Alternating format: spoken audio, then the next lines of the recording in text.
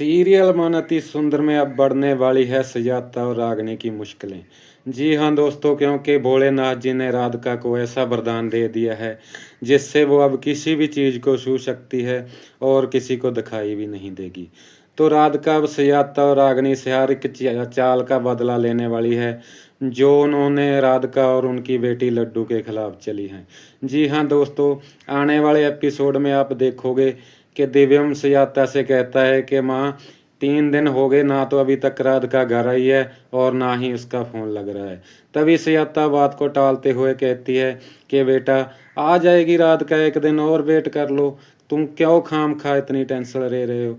सुजाता बात को टालते हुए चुपके से जाती है और राधिका के मोबाइल से दिव्यम को एक फेक मैसेज भेजती है। दिव्यम मैसेज देखता है और जिसमें लिखा था कि दिव्यम जी मैं बिल्कुल ठीक ठाक हूँ, रास्ते में जाम लग गया है इसीलिए मुझे आने में 2-3 दिन और लग जाएंगे।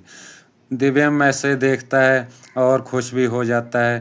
तभी राधिका दिव्यम के कंधे पर हाथ रखती है और दिव्यम को राधिका का एहसास महसूस होता है। राधिका भी खुश हो जाती है। वो कहती है कि फेक मैसेज के जरिए ही सही, कम से कम दिव्यम जी को ये तो पता है कि राधिका जहाँ भी है ठीक ठाक है।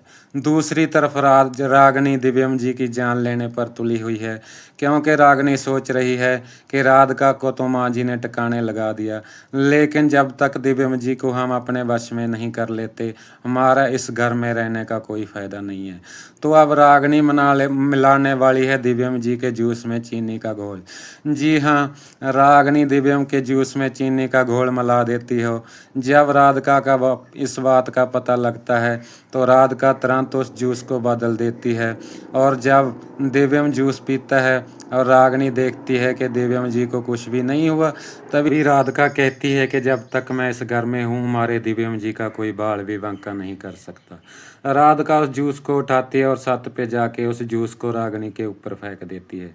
रागिनी जब ऊपर देखती है उसको लड्डू दिखाई देती है। रागिनी सोचती है कि जरूर ये जूस हमारे ऊपर लड्डू ने गिराया होगा।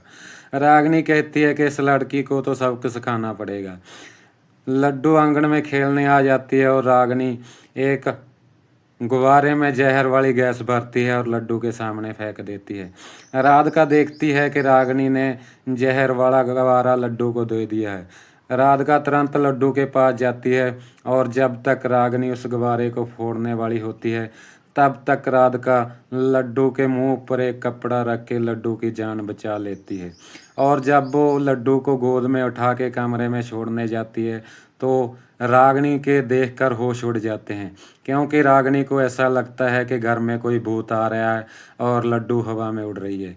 रागिनी भूत भूत चलाते भाग जाती है। तो आने वाले एपिसोड बहुत ही इंटरेस्टिंग होने वाले हैं। राधिका क्या क्या करने वाली है रागिनी और सुजाता के साथ। नए अपडेट के लिए हमारी वीडियो को लाइक और हमारे चैनल को सब्सक्राइब कर दो।